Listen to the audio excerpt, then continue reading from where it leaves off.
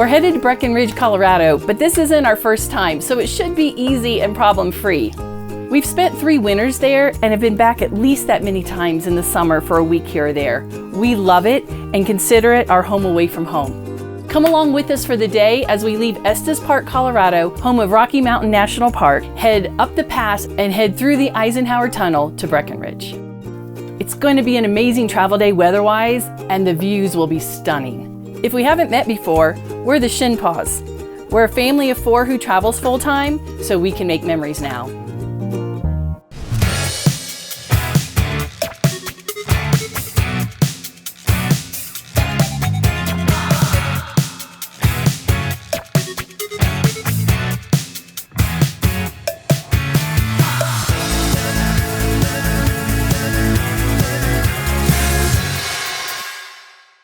This is our second trip in this motorhome to Breckenridge, and the first one actually was a little traumatic.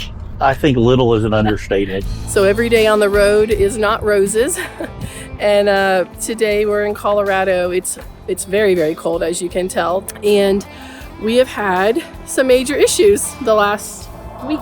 Almost a week. Yeah, we've been out of the rig for 5 nights now. Yeah. And basically it all started on our drive to Colorado. We really just picked up our rig. We had it refurbished, and we had some issues going down the road. The first thing we noticed is that the house lights, all of the electricity for the house, kept dying every hour and a half, hour and 45 minutes, and we knew that wasn't right. The battery should have kept that going for days. So then we were just running the generator the whole time in order to keep all the power consistent until we could figure out the issue. And then the generator died. We planned on having loaded baked potato soup for dinner or something warm and cozy, and we can't. So yeah, we're kind of making do with cheese and crackers. We're just doing what we can to not crash and work through it. We don't share the details of that with many people, but I think it's good for you to understand the real side of RVing, because it's not always smooth sailing. So the story went a little something like this. We were so excited to get this bus. It was way behind schedule, and we had reservations in Breckenridge to ski. We'd already paid for it. We took about a week to settle in. It was Christmas week too, so we were with your mom in North Carolina, and then we got on the road and we drove from North Carolina to Breckenridge, Colorado, over 1,200 miles, having owned this thing about 1 week. And that's where the fun began, right? The fun began the night we drove it out on our way to North Carolina. Remember, there was an ice storm coming? That's true, yeah. And we made it a whole 1 or 2 exits out of the parking lot, and our windshield wiper fell apart. It was dark. There was an ice storm coming. I've never driven this bus. You know, I think we're resilient. Maybe some people call us other names, but we just hung in there. We were humping it to get across the country for New Year's. We were meeting some friends. They were having a little New Year's gathering, so we were excited. We had our bus, and I'll never forget just how great it felt driving this. Never driven something like this before for a long distance. It was amazing. At the end of the day, the common factor to all of the issues that we were having were the batteries. Yeah. We put lithium batteries in, not knowing that the model Prevost we have has a different type of electrical system. It has a Vanner system, which is kind of like an equalizer, and it does not like lithium if you don't do it exactly right. And lithium batteries don't like cold. But we were able to get those batteries out, and we're able to source these ginormous batteries that we needed. But you know, like, we've been so blessed in all of our years of traveling. We've had a lot of big issues. And you know what? If you travel for any amount of time in a motorhome, you will too. You just will. And so it's not the fact of the issue, it's how you deal with it. But you guys, that's how life in this new motorhome started for us. And we have way more extra parts on this bus today than we ever did back then. And that's part of the learning process. As you can see, we're pulling off the exit right now. We're starting to get passed by lots of people, and that's because the road is starting the climb to the Eisenhower Johnson Memorial Tunnel. We're gonna pull over and unhook the car, and then we're going to continue on. Jason found us a safe place to pull over. We're actually at a ride share parking lot, so there's lots of room to get in and out of here. We're in Golden, Colorado right now, and the elevation is 5,675 feet. In the next 48 miles, we're gonna climb over 4,600 feet as we approach the Eisenhower Johnson Memorial Tunnel, which is the high point of the drive. That is a lot of elevation change.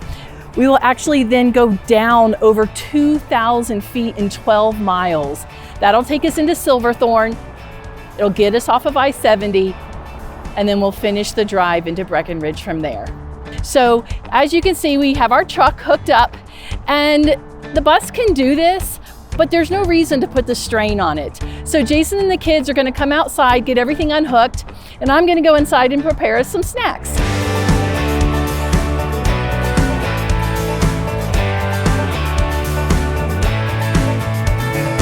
Okay, we're about to take off, and don't you love my little impromptu snack tray?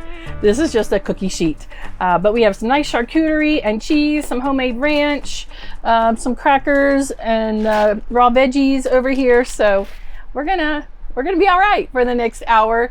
Hopefully traffic will be okay. The GPS keeps giving us conflicting information. Some have red spots, some don't.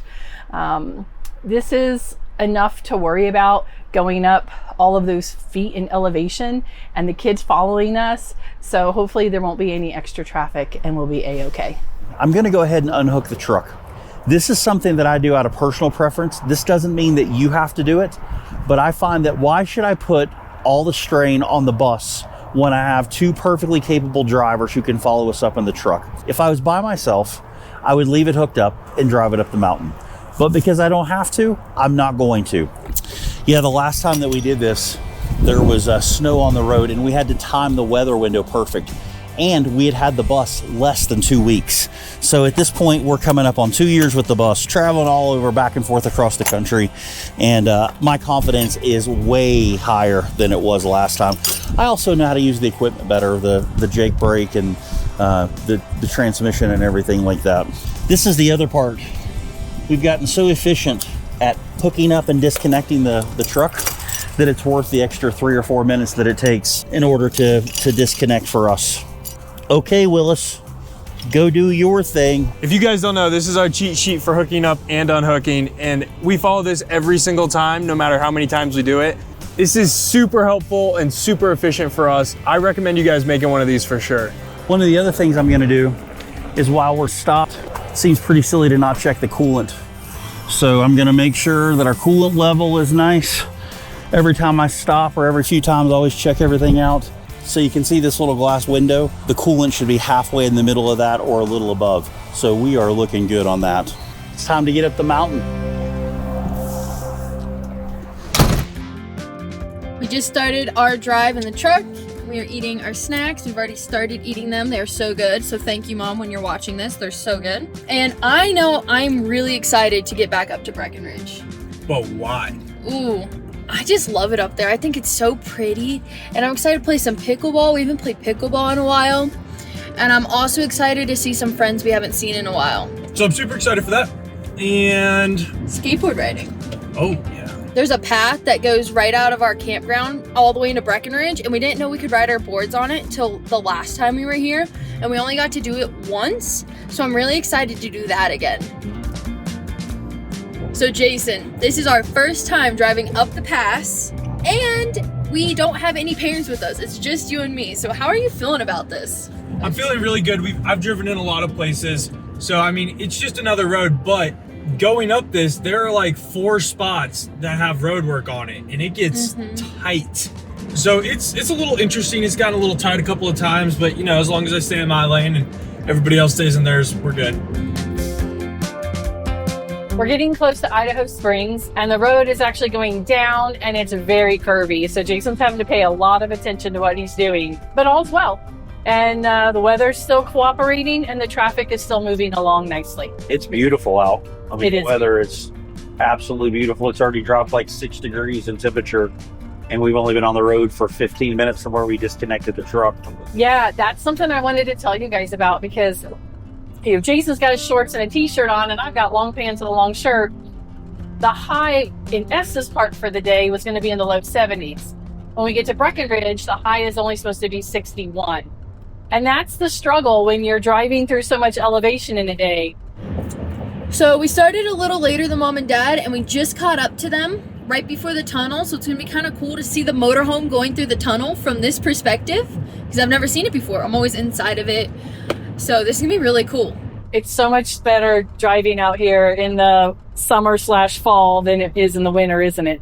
Yes, it is, except the road looks like it's getting ready to slow down up here. Then the tunnel closed, it'll be back to all the way back here. Right. And they do close the tunnel sometimes if there's any kind of hazardous material. No, there's the tunnel. Yeah. And it's wide open. Yes. That's awesome. So when we brought the bus up the first time, it was snowy and it was dreary and it was cold. And when we got to Tiger Run, they actually had to plow our spot so we could get in. So we just went in the Eisenhower Tunnel. This side of the tunnel was built in 1973, and then the other side is called the Johnson Memorial Tunnel. So it's the Eisenhower Johnson Memorial Tunnel. And I think it said 1979. And when it was built, this was the tallest vertical tunnel in the world. Really? Yeah, it's still the tallest vertical tunnel in the U.S. Not every tunnel you can go through with a motorhome like ours. But I will tell you, one of the coolest things ever is when you come out of this tunnel going west. Oh. It has such a beautiful view.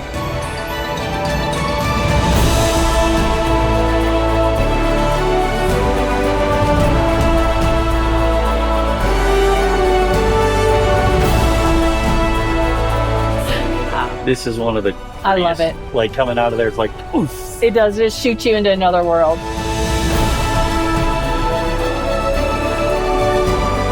It's awesome. It is so nice that we have the ability to pick and choose the days we want to travel. Most of these folks head in the other direction don't, and they just have to wait it out. Just a little bit longer till we get off the interstate, and then we'll head through Frisco and into Breckenridge. Our whole family loves being there, and it really does feel like home.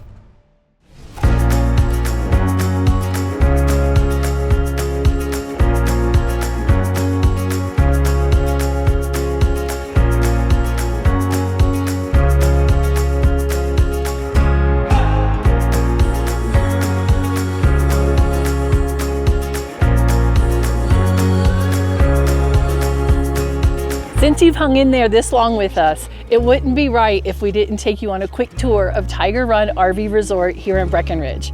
It is truly one of our favorite places in the entire country. Absolutely. And you're going to see why here in just a second. But before that, you know, Jason, we have learned a lot the last 20 months with our new bus. Right. It's amazing how far we've come. But one thing I will say, if you're getting a new motorhome, give yourself a solid month to get stuff figured out, to figure out the kinks, to figure out what you need, what you don't need, because it's a lot more than you think it is. So whatever you do, don't drive it off the lot and go on a cross-country trip in one like week. we did. That's a bad idea. But you know what? Just like with anything else, you learn as you go, and everything gets easier over time.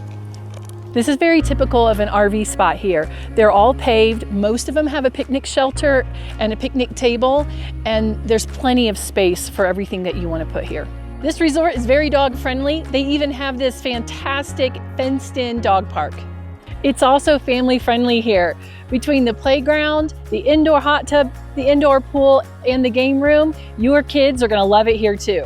There are also plenty of cabins to rent here, so if you don't have an RV, it's not a problem. One of the other nice features of this park is it has 2 hiking trails right out of the back. One of them is the Colorado Trail. You got to go up the switchbacks and it's pretty steep.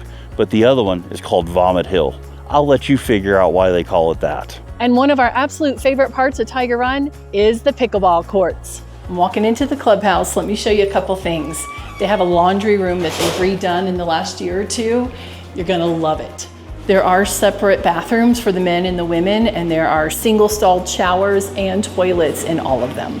If we go around the corner, there's a den or living room, whatever you want to call it.